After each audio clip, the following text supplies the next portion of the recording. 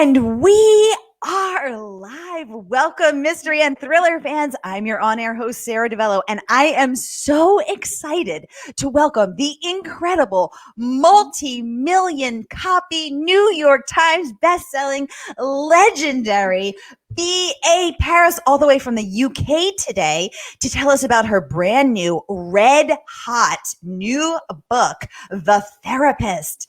Bernadette, welcome to Mystery and Thriller Mavens. Tell us about your book. Thank you, Sarah. Yes, so The Therapist. Well, it's a story about Alice and Leo, who move into a gated community in London, where there's only 12 houses and they're built in a kind of circle and everybody can see into everybody's house. Well, they know what everybody's doing. There's no kind of not doing something and not getting away with it, except maybe there is, because Alice finds she moves into the house with Leo, and it's quite a new relationship for her. And it's a big wrench for her to leave the countryside where she lives. She doesn't know London at all. But she's quite excited, but quite nervous. And she's especially nervous about making friends. So that's what she wants to do. She wants to integrate into the community and make friends. But then she hasn't been there very long when she finds out that something terrible happened in the house that she's now living in.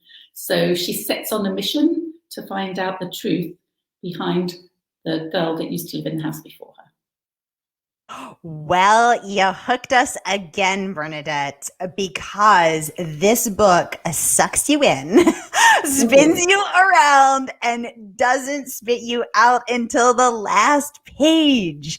I want to get into every single detail of this thrilling new work that you have produced today. Happy Pub Day, by the way. But first, I just want to welcome everyone who's watching on Facebook, everyone who's watching on YouTube. Welcome, welcome, welcome. If you've been here before, you know how this works. And if you're new, we're so happy to have you. Welcome. Here's how it works. Every week, I handpick featured authors to give you access to them. You can ask them anything about their book, their process, their writing, how they get those twisty, dark tales going. Anything you've ever wondered, get it going in the comments, and you get to ask Bernadette anything you want at all. I see the comments are already coming in. Gail, top community member, saying, hi, Sarah and Murder by the Book. Gail, great to have you back. She says she's going to grab her cup of tea in hand for this. Yes, Bernadette is joining us live from the UK today, so grab that cup of tea and settle in for a lovely chat. Acadia, welcome. She says, I love all of B.A. Paris's books. Acadia, you're in the right place, my friend. Anissa, top community member there, saying she loved this book. Hello, Sarah and B.A. Great to have you, Anissa, as always.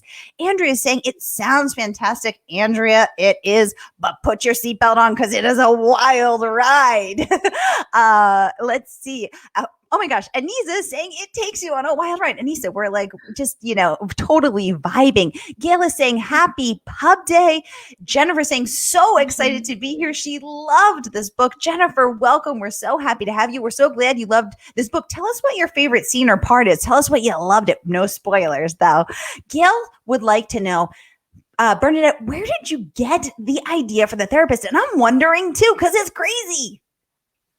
So, in fact, I got the idea. I always get my ideas for something I think could happen to me. So we moved into an old cottage. We moved from France to the UK into an old cottage, and some parts of it are about 200 years old.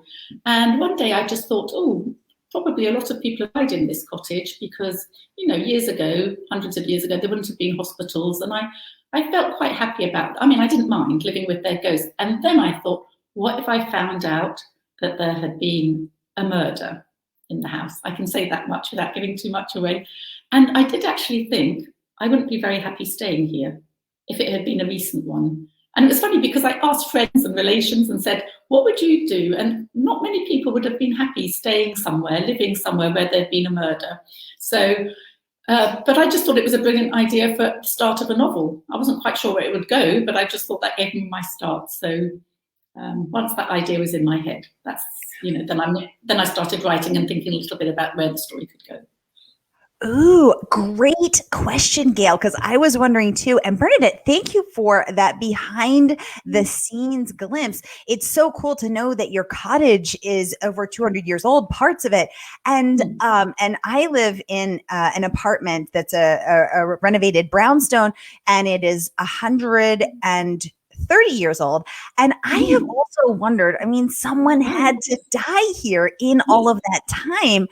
And I have wondered, are there ghosts? And do you think you would have felt different if the murder was 200 years ago, or was it the fact of a murder at all? I suppose if it had been 200 years ago, I love my cottage, so I probably would have stayed. If it had been the person that lived here before me, no, I think I couldn't have. But I wonder if, would you know? And then how would you feel once you'd settled in? And so all this was playing on my mind when I came up with the idea. So I used a lot of how I would feel when I wrote this book.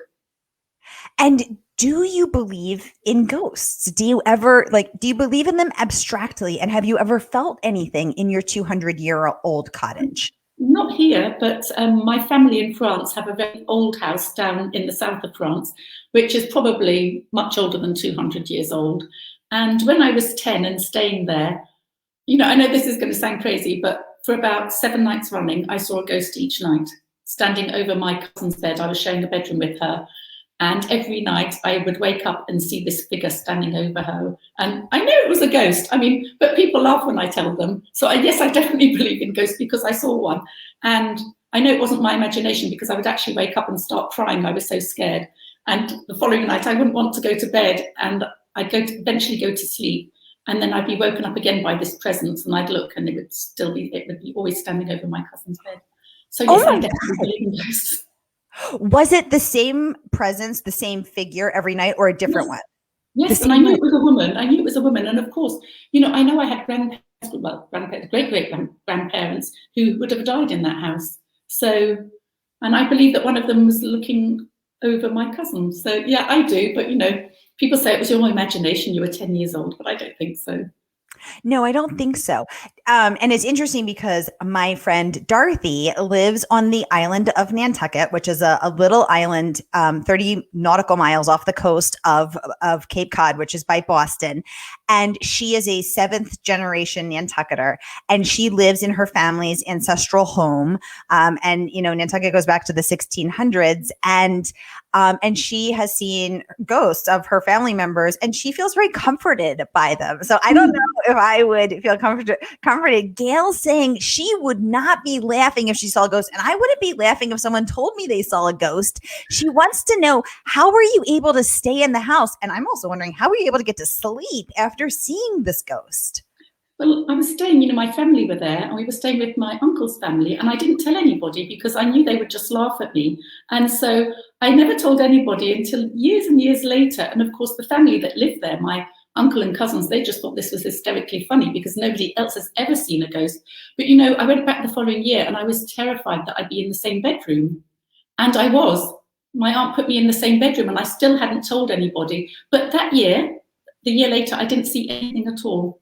So, I had to go back and I hadn't told anybody. So, yes, but as I say, I didn't see anything that time. I was really worried that I would, but I didn't. Wow, fascinating. Leslie is saying hello from Canada. Welcome, Leslie. Good to have you here at our international event. Lindsay is saying you are her favorite, Bernadette. She cannot. Yay, we love hearing that. How special to be surrounded here by all your loving, adoring fans here with us. She says she cannot wait to read the new book. She has devoured all the others, and she is sending her love from Seattle over on the West Coast. Welcome of the U.S. Welcome, Lindsay. So great to have you here. And since Bernadette is your favorite, let us know what questions you have. This is your time here with your favorite author. I'm going to keep getting to them. Sharon is saying hi from Minnesota. Sharon, hi, welcome, top community member. Great to have you. Jennifer is saying truth is stranger than fiction. So fascinating that your work of fiction here was actually inspired by this truth of you wondering about your 200-year-old cottage, your experience with a ghost. And I think what also is, to Jennifer's point, what's really fascinating, and I wonder if one of the things that brings us in is to your books in such a compelling way is that you talk about and explore the truths that are not spoken of what happens behind closed doors in your last book, but also behind closed doors in this book, the the darker parts of humanity. Tell us about that. What fascinates you about that? What are you exploring here? What's the draw to that work? I think that everybody has secrets, and we all Mm. have secrets, I suppose. And, it's fascinating when you know that somebody's got something, something about them maybe, but they're not telling you. And this is Alice in the book. She feels that she's only getting half truth. She knows that everybody's kind of hiding something, and she just wants to find out why. And I think that's what fascinates me. The truth fascinates me, and how people, won't quite tell the truth. And I love writing about secrets and betrayal and lies. I think, well, that's what people really want to read about. I think they don't want to read books where everything is really good. There has to be some kind of drama in it. So.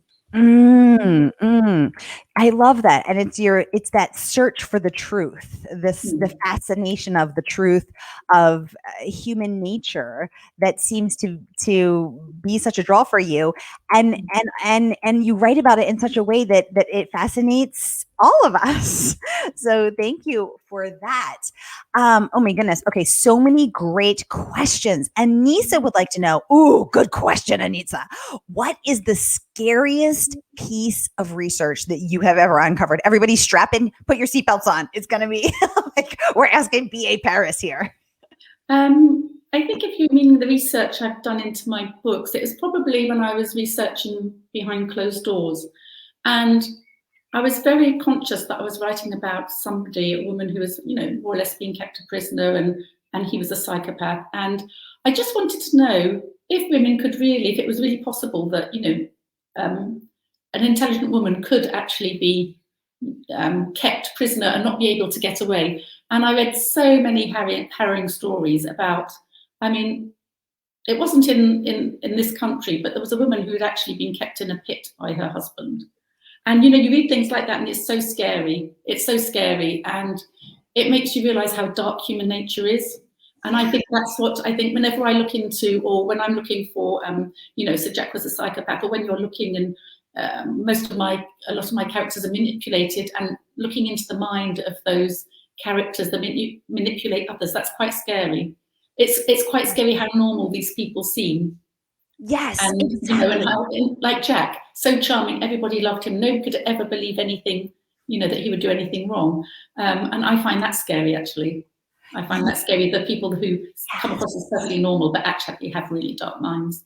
Yes, exactly. And I'm thinking of the guy in Ohio here who kept 3 women prisoners for, I think it was 10 or 20 years, and nobody, he wasn't off in a hut in the woods in, the middle of Timbuktu. He was in a suburban normal neighborhood and with neighbors around him who had no idea there were 3 prisoners in there. Or the guy who kidnapped the little girl, was it Elizabeth Smart in California, and kept her, in a pit in an underground room in California. Who are these people? It's so bizarre. I think that's, I find that really scary.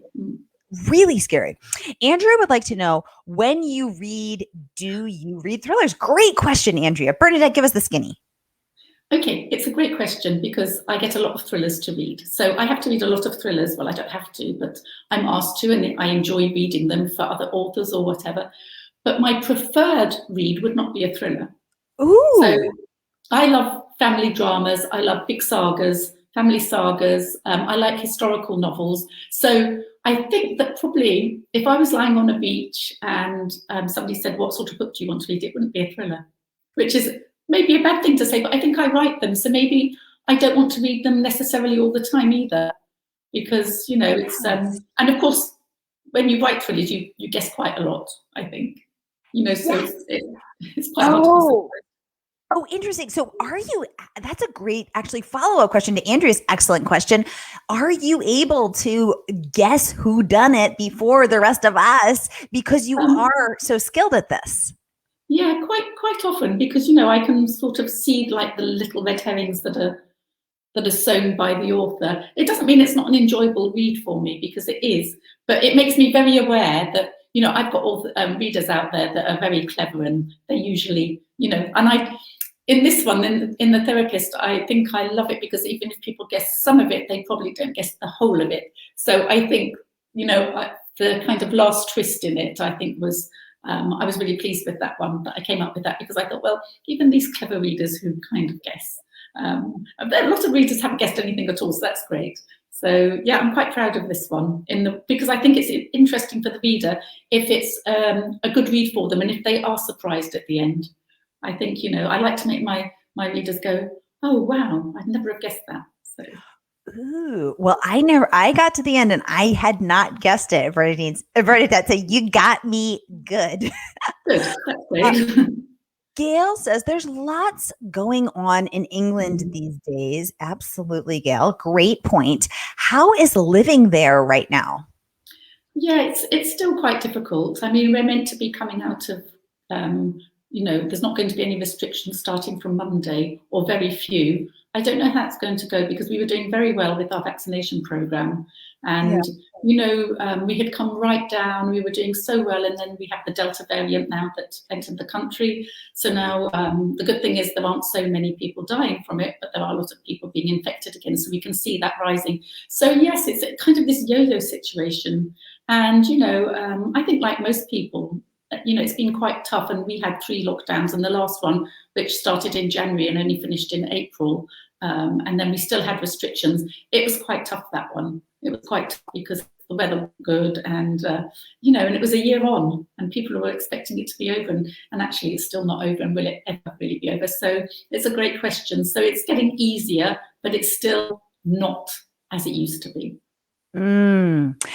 I think that exactly as you said, that it's getting easier, but it's not as it used to be. It is so true for me here in Boston. I don't know how everyone else is doing. Leslie in Canada, Sharon in Minnesota, Gail, you're in Massachusetts too. How are you? How are y'all doing, fam? Let's check in. I think Bernadette just nailed it with it's getting easier, but it's not as it used to be. That's so well and so poignantly said. Thank you. Oh my gosh. Emily is saying, Sarah, I love how animated you are during these interviews. And Emily, would you believe this is me just not caffeinated? Like, this is just me excited about mysteries and thrillers, excited about my favorite genre, excited about one of my favorite authors, excited to talk about writing and books. I love this stuff. It's just, it just fires me up. I could talk about it all day long. Thank you for that lovely comment. You are so sweet. And then she's saying, you also admire my Sarah's ability to type and still address the camera. I didn't know you're the first person to notice, Emily. I am doing little pull quotes of the extremely clever things that Bernadette is saying. I wish I could type faster. But you're so sweet to notice. Thank you. And Katia is saying, Behind Closed Doors has the best ending of any book I have ever read. Wow. What incredible praise. B.A. Paris, queen. She says she's so excited to read The Therapist. So what do you think of the ending of The Therapist compared to the ending of Behind Closed Doors? Are you feeling like this is your favorite book, or is it like having to choose? Bernadette has 5 daughters, you guys. Is it like, am I asking you to choose between your 5 children when I ask you to choose a favorite book, or tell us your thoughts? I think, yes, it's like your children. They're all favourites in different ways or whatever. So I do think the ending of Behind Closed Doors it just worked so well. And it just fell into place. I hadn't actually thought of that line. I'm not going to say it in case anybody there hasn't read it, but that kind of line where that makes you go, oh my God. And I think that was, I think the ending of Behind Closed Doors, if I could ever repeat that, it would be good. But, I do think that The Therapist has a great ending, because I think a lot of people won't have guessed. So I think that's it. But I do think that Behind Closed Doors, I don't think I'll ever write an ending like that. I'd love to, but you can't write the same ending twice, can you? No, you can't write the same ending twice, but I think this ending is a mind swizzle. So buckle in, everybody. Rachel is saying hello from Tennessee. Hello, Rachel. Welcome. I love your profile picture. Lindsay is saying, which of Oh, this is a good one, Lindsay. Which of all of your novels has shook you the most? So I love that you said that, Lindsay, because Bernadette, as I was posting in my Mystery and Thriller Mavens Facebook group, by the way, everyone's invited to join. It's free and open to all. And I'm doing a giveaway of Bernadette's book today. So I'll post the link, but come over and join me.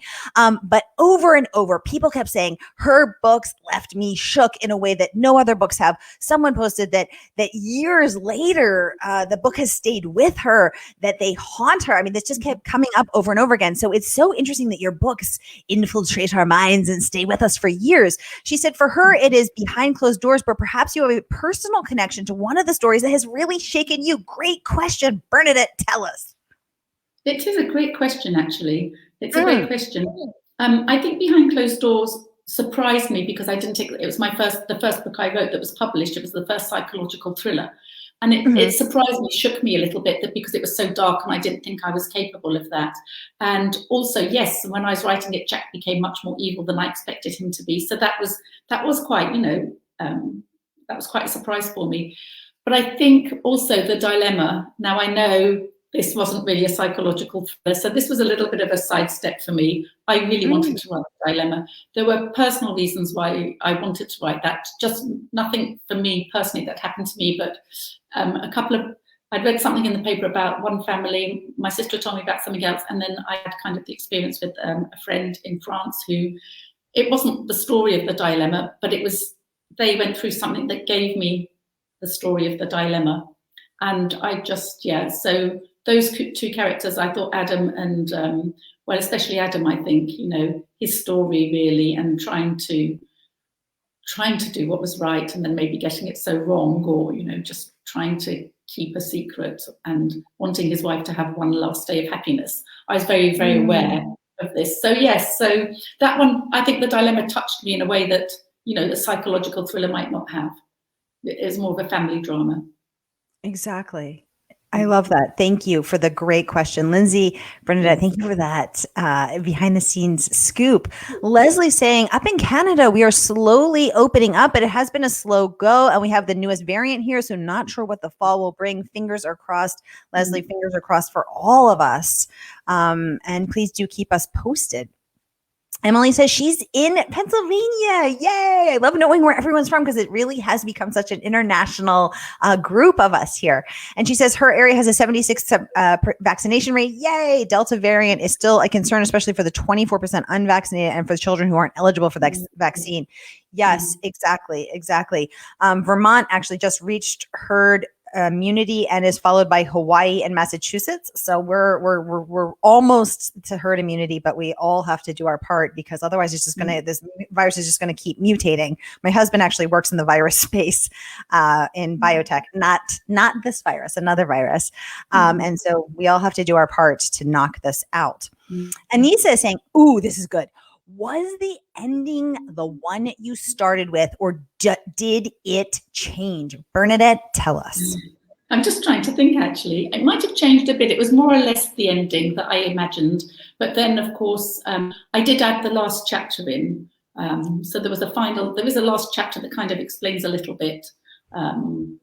So that was something that I hadn't put in my first draft, but then felt that it needed. But yes, basically the ending, it didn't really change. It was how to get to that ending and how to make that ending work, so I kind of knew how I wanted it to end, and it was just making it work. Ooh, fascinating. And actually, so some writers plot, and that means they plan the whole book out. They sit down and they rigorously, carefully plot every single part out. Some of us follow the flow. We're called pantsers. Bernadette, it sounds like you're a pantser. How does that work for you? And I noticed you said earlier that one of your characters, Jack, I think you said, ended up being more evil than you thought. So what's the process of following that character? I mean, it sounds like he surprised you. First of all, do other characters surprise you? And second of all, what do you do when you're just following that story? What if it leads you down a dark alley? How do you back out of there? I don't usually get led down a dark alley by my characters, but I do let them lead me a little bit. I do. I definitely don't plot. I kind of, of course, before writing, I have my starting point, like, as I said, Alice moving to this place, because I think about something that might happen to me, and then I think of what could happen. And so I have a kind of a couple of stop places on the way that I think something might happen, and then I've got my ending. But the rest, it's just the couple of waypoints. They might change. They often change because my characters will lead me in a different direction. But I love it. I could not write any other way. I can't plot. I can't say what's going to happen in chapter 3 because I don't know until I get there. And so no, I'm definitely not a plotter. And I'm really glad there's people like me, because I remember one author who said to me, "I don't believe that people don't plot." And I said, "Well, I don't, but I suppose, you think about your story in your head. So if I'm doing any plotting, be in my head." But as I say, I'm not quite sure how I'm going to get from A to Z. And it's just all the stopping points. But that's what makes it so interesting for me. But A to Z, you do get there, and you do it so successfully. So thank you for that. I just want to remind everyone that you can get your copy of The Therapist from Murder by the Book today. Support this amazing independent bookstore, one of 3 dedicated mystery bookstores in the country, my favorite bookstore. And I am posting the link right now so you can click over and get it, because you're going to want to read this, fam. You're going to want to read this. All right, we have 5 minutes left. So any last questions for Bernadette, get them going in the comments, and she will get to them. We will get to them. So Bernadette, Goodreads named this one of the most anticipated mysteries and thrillers of the year. Congratulations on that. That's so exciting. Also named, let me get this exactly right, one of the best beach reads of the summer by She Reads. Again, congratulations on that. All of this amazing praise coming in. It must feel, how do you feel when you read that? Do you feel vindicated? Do you feel seen? Are you excited? Tell us. Yes, it doesn't seem as if it's about me, though. I can't believe that people are saying this about my books. And I'm over the moon with all the comments I've received and all the enthusiasm for this book. So I'm just really pleased. And the fact that, it has got these great reviews, and of course, there'll always be bad reviews as well, because there always are. But, I'm just thrilled with, I think, I love my readers in the States, because they really do get behind my books. And I'm so grateful to them for always, looking forward to the next one and reading the next one and being so enthusiastic about it. So, you're all great out there. Thank you so much. Yay, we're great, you guys. We're great. And Anissa is saying thank you for answering her question. She loved your answer about the ending and if it changed, and seeing the process of learning how that you knew the answer, you knew the ending, but it was about getting to that, about how to get from A to Z. So thank you so much for that.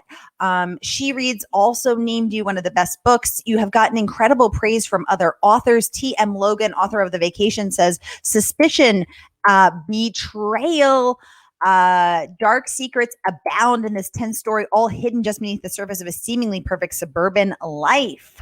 I love that. Sharon says your books never disappoint. Yay, Sharon.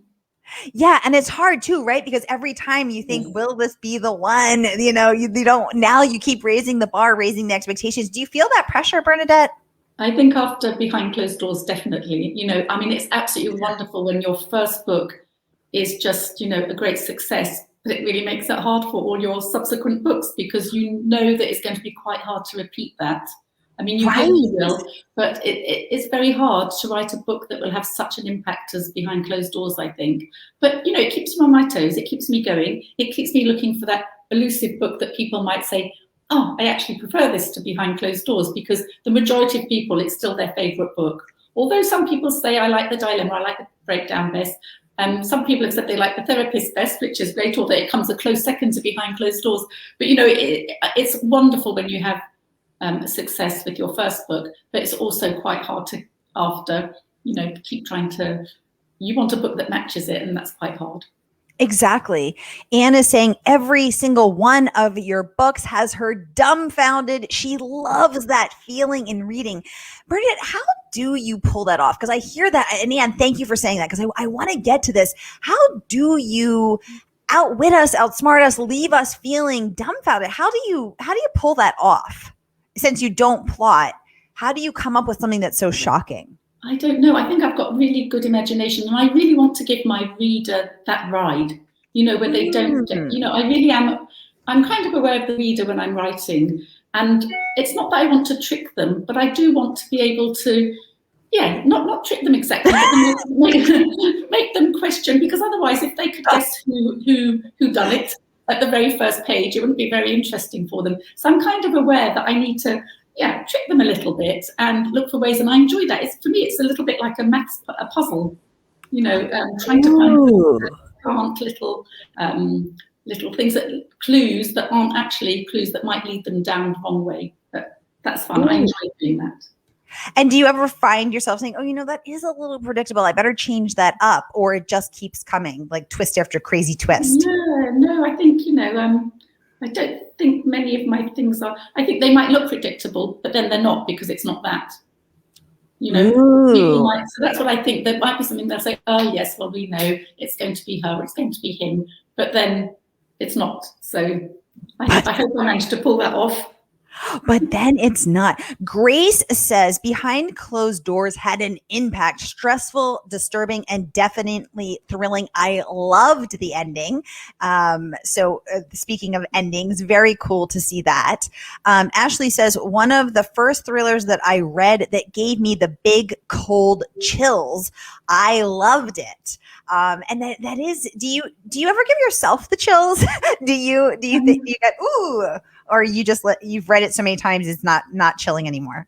No, I have to admit that when I reread Behind Closed Doors, when I was editing, and I did, and I used to feel really anxious for Grace and really tense, and I was editing, so I was reading my book, and I think, well, this is stupid because I know the ending, I know, and yet I could feel that tension. I could feel my heart beating a bit faster, even though I had written it, and that was quite surprising to me. So I think Behind Closed Doors, to get back to that question, which one had the most impact? I mean, I said the dilemma because it meant something to me, but Behind Closed Doors definitely did have that effect on me, where I was kind of, even though I had written it and I knew where the story was going, I did feel that kind of tension. Oh, I love that. I love that. Carrie says, it is literally the best book I've read in years. So good. Pilar de la Peña says, as BA's translator into Spanish, I have to say I particularly admire her prose. It is powerful and effective. All the right words in just the right places. Saludos from Madrid. Pilar, thank you so much for joining us. Thank you, Pilar. Thank you. My translators are wonderful. What a beautiful testament, saying that your prose is powerful, effective. She admires that it's all the right words in just the right places. How cool is that? And how cool to know that this woman is translating your work into Spanish for so many other readers to enjoy. Pilar, muchas gracias for joining us and for your kind words today. Okay, I think we are out of time, but I just want to say, everybody, thank you so much for joining us today. Bernadette, thank you for tuning in all the way from the UK. It has been such a pleasure to chat with you. It's been so great to get the inside scoop. Thank you to everyone for joining us today. And again, grab your copy from Murder by the Books and enjoy this book and let us know what you think of it. Have a great day, everybody, and keep reading. Thank you so much, Sarah. Thank you, everyone. Thank you.